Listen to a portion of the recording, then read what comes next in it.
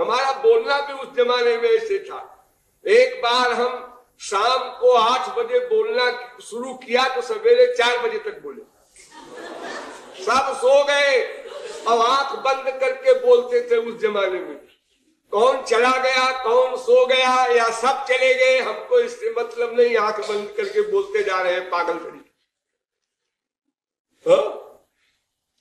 ये तो सन 55 से जब चित्रकूट में सम्मेलन हुआ है तब से आंख खोल के बोलना शुरू किया हमने।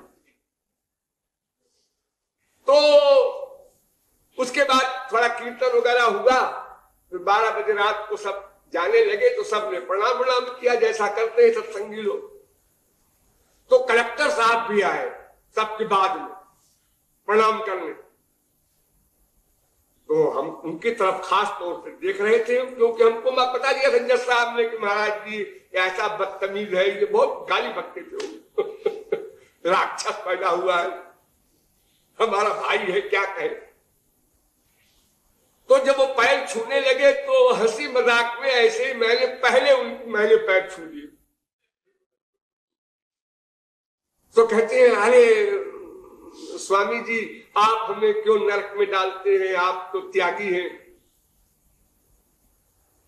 तो हमने कहा भाई देखो हम त्यागी हैं, अगर तुम्हारा कहना ठीक भी है तो हमने क्या छोड़ा है, संसार, और संसार तो सबको छोड़ना पड़ेगा एक दिन। अगर तुम ऐसे त्यागी नहीं बनते तो जबरदस्ती जबरात त्यागी बनाएगा।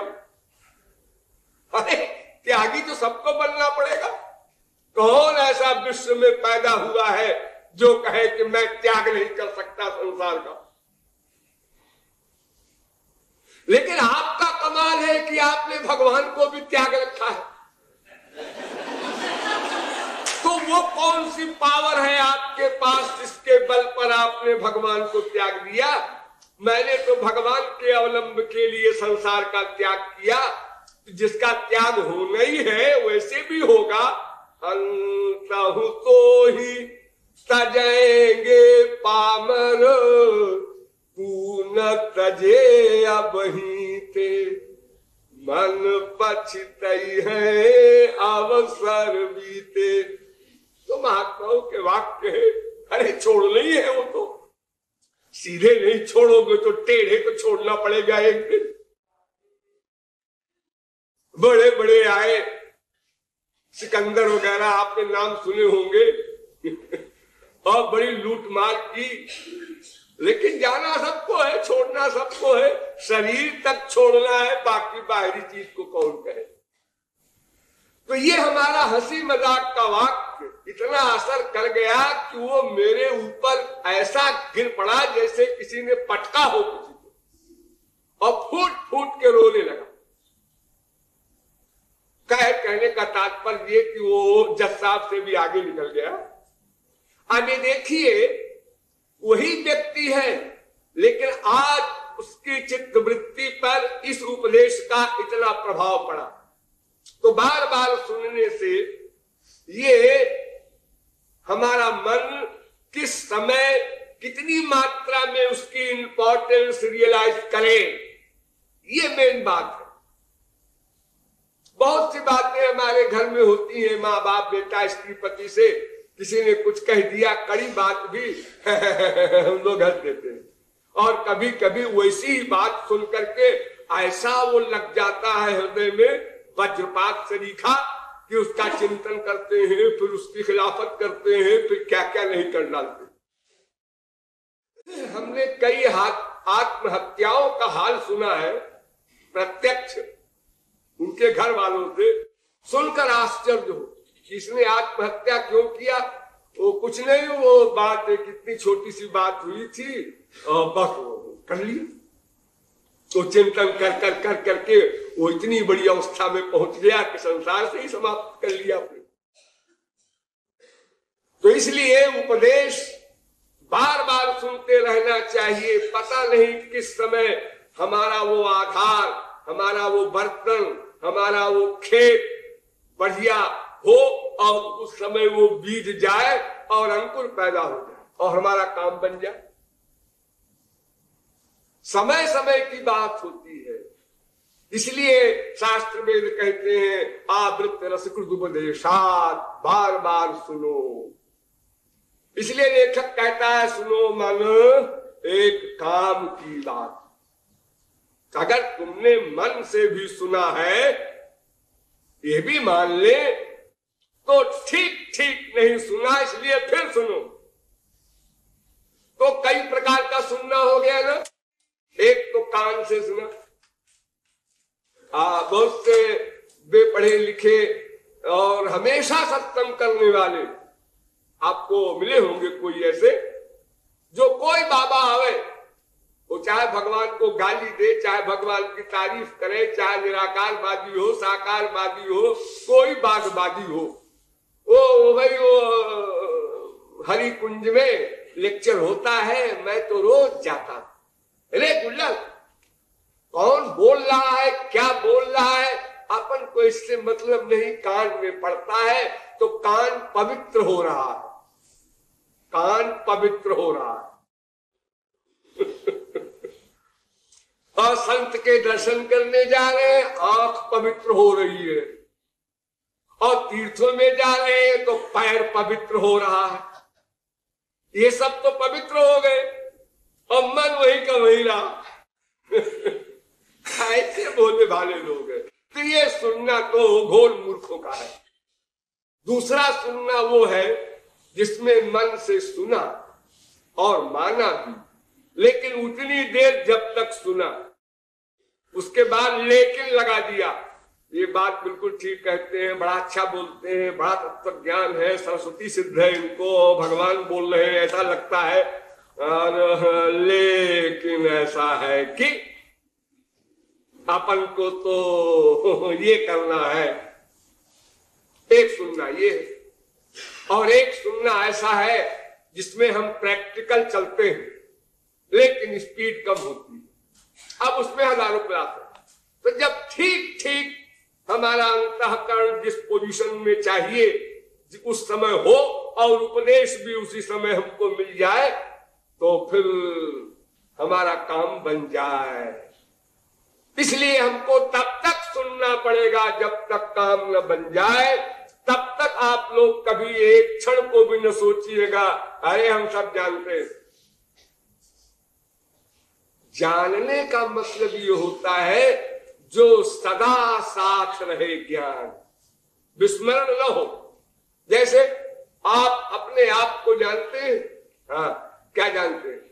अरे यही कि मैं हूं, मैं हूं, वही मैं हूं जो वहां बंबई में था उस तारीख को, वही मैं हूं जो वो जबलपुर में गया था, वही मैं हूं जो कल यहाँ सत्संग भवन में था, वही मैं हूं जो रात को सोया था इतने बजे, वही मैं, वही मैं, वही मैं।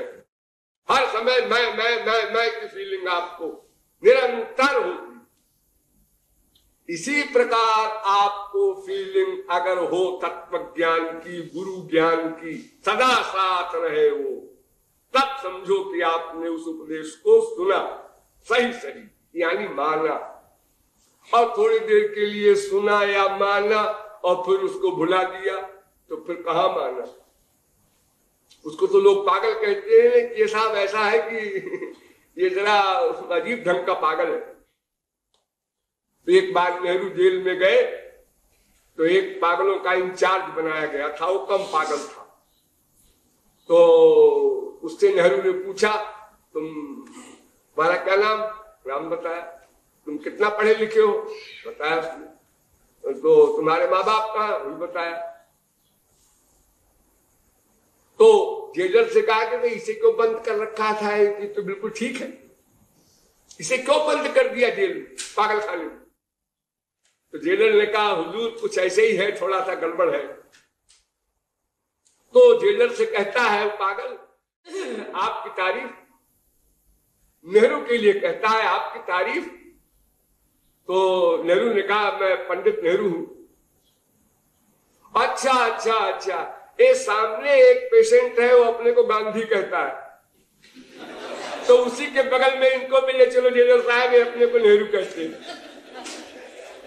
तो जेलर ने कहा कि सुना ये ऐसे ही पागल है, ठीक रहता है एकदम पागल हो जाता है, फिर ठीक हो जाता है, ऐसा पागल है। ऐसे ही पागल हम लोग हैं। गुरु जी हैं, बड़े दयालु हैं, बड़े कृपालु हैं, और हमको तो सब कुछ मिल गया, बड़ी भगवत कृपा, बड़ा बड़ा बड़ा। उसके बाद फिर अपना संसार आ गया, सब भूल भाल गया। तो उपदेश सुनने के अनेक स्तर हैं। ये कृपालु अपने मन से कहता है कि अरे मन, काम की बात सुन, 100% सुन, यानी मान। अच्छा चलो भाई सुनेंगे। तमाम भूमिका में टाइम समाप्त हो गया। हाँ, क्या काम की बात है, बोलो। हाँ? मतलब की बात करो भाई। मतलब की बात यह है कि हमारे यहाँ वेद में, शास्त्र में, पुराण में, हर ग्रंथ में और संसार में सर्वत्र दो तरह की बात सुनने को मिलती है। एक तो ये कि कामनाओं को छोड़कर भगवान की उपासना करो, तब काम बनेगा। हाँ। और ये सुनने को मिलता है कि देखो जी, भगवान की उपासना करने से पर ही कामनाएं जाएंगी, इसलिए उपासना करो, कामना चली जाएगी। तो हम कामना छोड़ के उपासना करें या उपासना करें इससे कामना चली जाएगी, दोनों में क्या सही है? और हजारों कोटेशन है, मैं विस्तार में नहीं जाऊंगा, संक्षेप में आप समझ लीजिए। उपासते पुरुषम ये ह्यकामा, वेद कहता है कि कामनाओं को छोड़कर जो भगवान की उपासना करते हैं वे इस माया से उत्तीर्ण हो जाते हैं, और कोई नहीं। उपासते पुरुषम, जो भगवान की उपासना करते हैं, लेकिन यह कामना छोड़कर। सारे दुख की जननी कामना है, ये तो आप लोग भी जानते हैं कॉमन सेंस से।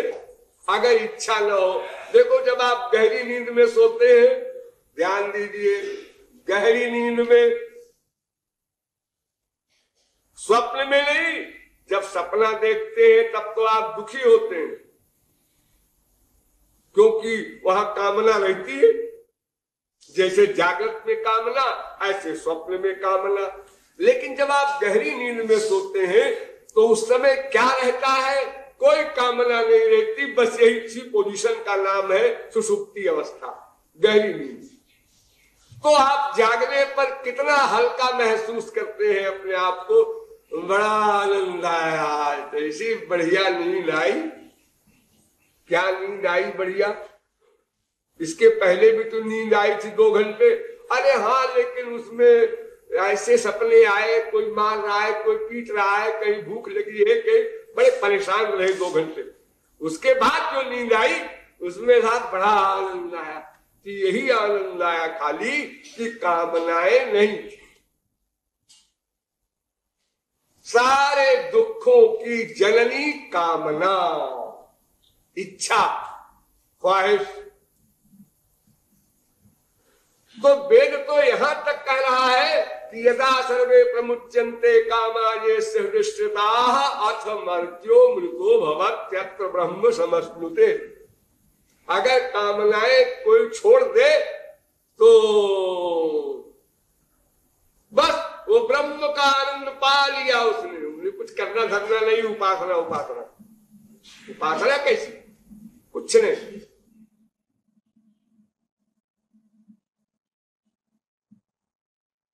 और भागवत तो और आगे बढ़ गई, वो कहती है भगवत्वाय कल्पते। अगर कामनाओं को कोई छोड़ दे तो भगवान के समान हो जाएगा। सभी ग्रंथ एक स्वर से कहते हैं विहाय कामान या सर्वान पुमान चरति निष्प्रिया, गीता वगैरह सभी ग्रंथों का एक सिद्धांत है, कामना छोड़ दो। अरे भाई, तो कामना छोड़ दे तो मन तो बिना वर्त के नहीं रह सकता। हाँ, तो फिर कामना छोड़ के करे क्या हो तो बताओ। तो उसके लिए फिर वेद मंत्र ने कहा कि उपासते पुरुषम ये कामा, मैं कामनाओं को छोड़ने का जो कह रहा हूं उसका मतलब ये है कि कामनाओं को छोड़ दो और भगवान की उपासना करो। भजिय राम सब काम बिहाई, सब कामनाएं छोड़कर और भगवान का भजन करो।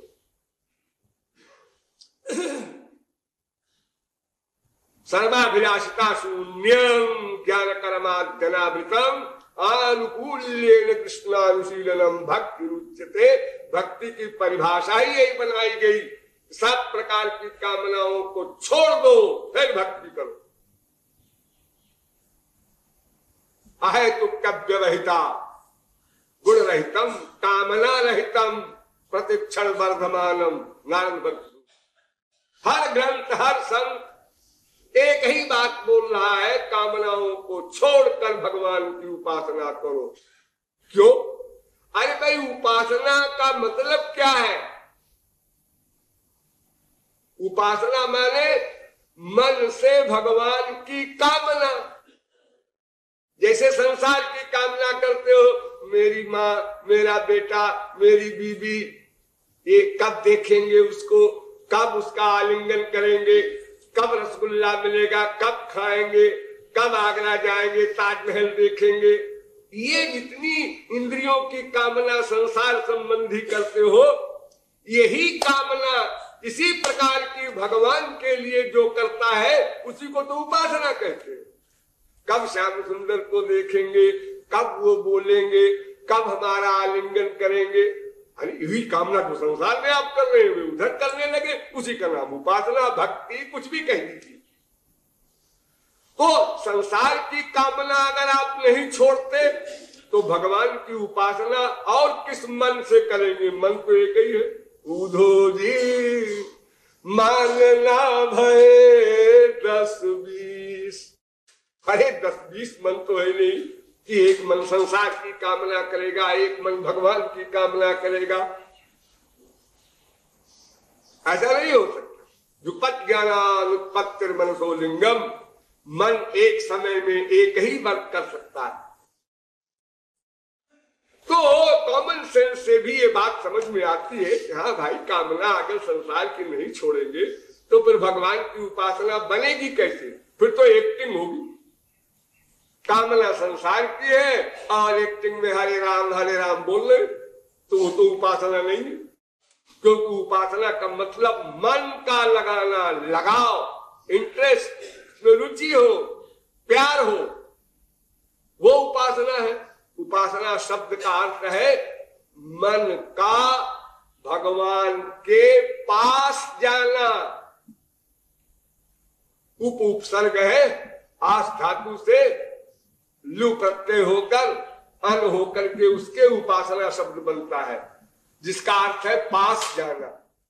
मन भगवान के पास जाए और मन संसार के पास हो, और वाणी से आप भगवान का नाम ले, गीता भागवत रामायण पढ़े या कान से सुने या हाथ पैर से चारों धाम घूमे, तो ये तो उपासना नहीं।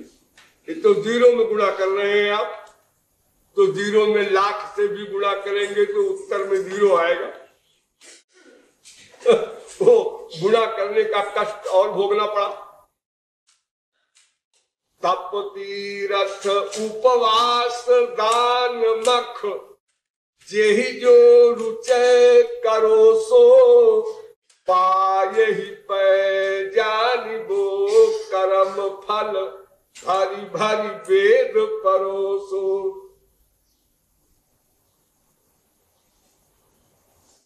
जितनी भी साधनाएं हैं अगर ठीक ठीक न हुई तो जो श्रम फरनि फरोसो, नाही न आवत आन भरोसो। बोले पत्रिका, परिश्रम का फल परिश्रम। तेषामसौ क्लेशलयेव शिष्यते, नान्यथा स्थूल तुषावघातिना।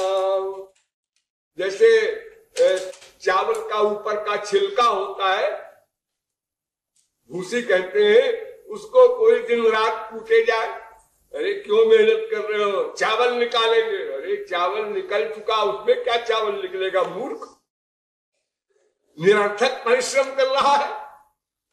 तो उसी प्रकार अगर मन संसार के पास है तो फिर भगवान की उपासना कहाँ हो रही है, तुम धोखे में हो, तुमको धोखा है और बहुत बड़ा धोखा, और न करते ये तो अच्छा था। ऐसी उपासना से उपासना न करना अच्छा। क्यों? अरे नथिंग से समथिंग अच्छा होता है, अरे समथिंग नहीं है, नथिंग के भी नीचे है। क्यों? इसलिए कि तुमने मन तो लगाया नहीं और चारों धाम घूम आए। हाँ, और पंडित जी ने तुम्हारे ये बताया है कि चारों धाम जो कर जाता है उसको मोक्ष मिलता है। हाँ, तो तुम्हारी बुद्धि में क्या बैठ गया, तो मोक्ष पक्का है, तो इसका परिणाम क्या होगा, और मक्कारी करोगे तो आजाद हो गए, निर्भय हो गए। वो रही सही दीनता भी छिन गई कि मैं पापी हूं, अधम हूं, गुनहगार हूं, भगवान के आगे ये प्रार्थना करूं कि हमको कुछ दो, कुछ कृपा करो, बचाओ, ये भावना भी गई है। चारों धाम किए हैं, क्या समझते हैं आप? भागवत का सप्ताह पंडित जी को बुला के और 2-4 हजार खर्च करके सप्ताह सुन लिया, इसलिए हम भी परीक्षित हो गए। अब हमारा जो उद्धार कंपलसरी पक्का श्योरिटी से होगा। ये झूठ मूठ का रोग और पैदा कर लिया। आजकल लोग सुनते हैं ना भागवत का सप्ताह, ये मजाक बना रहे हैं, मजाक से कहते हैं, भगवान का मजाक, ग्रंथों का मजाक। सब बड़े बड़े समझदार गृहस्थी क्या है, तो भागवत सप्ताह सुन रहे हैं। अरे भागवत के एक श्लोक का अर्थ तुम्हारे पंडित जी तो जानते नहीं, तुम क्या समझोगे भागवत को, और वो भी 7 दिन में। अजी उससे मतलब नहीं है, वो तो श्लोक पढ़ते रहते हैं पंडित जी, हम बैठे रहते हैं। तो परीक्षित ने ऐसे ही सुना था परीक्षित ने इसी प्रकार सुना था भागवत। ये गीता के 18 अध्याय तुमने सुन लिए 18 घंटे में? हाँ सुन लिए। तो अर्जुन को तो ज्ञान हो गया था, तुमको क्या हुआ? हमको क्या हुआ, हमको मरने के बाद होगा हमारे पंडित जी ने कहा है मरने के बाद सब इकट्ठा मिलेगा, सब जमा हो रहा है, तुम्हारा हिसाब किताब सब पक्का। इतनी जहालत है हमारे देश में। तो ये सदा याद रखना है कि उपासना शब्द का अर्थ ही है मन का भगवान के पास जाना।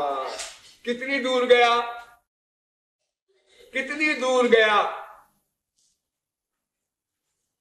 कि कोई सफर है, मान लो यहां से लखनऊ 100 मील, किसी का मन 1 मील गया, किसी का 10 मील गया, किसी का 50 मील रायबरेली तक पहुंच गया, किसी का 80 मील पहुंच गया, लेकिन उस तरफ चले तो, और तुम तो इलाहाबाद की तरफ जा रहे हो, कहते हो मैं चल रहा हूं जी, आखिर मैं चल रहा हूं लगातार, तो ऐसा कैसे है कि लखनऊ नहीं आएगा?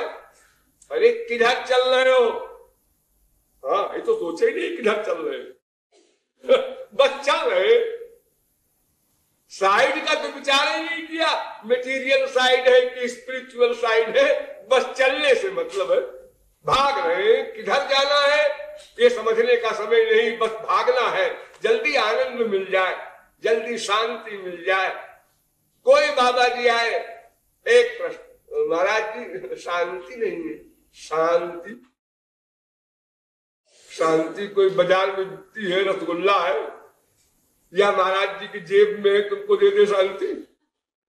अरे जो साधना बताई जाती है तुम तो उसका उल्टा करते हो, उल्टा।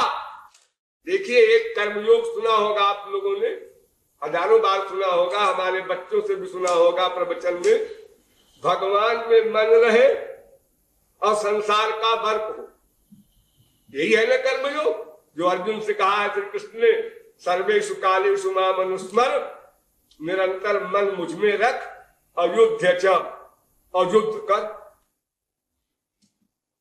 युद्ध वर्क हो गया फिजिकल, और मन भगवान में रहे।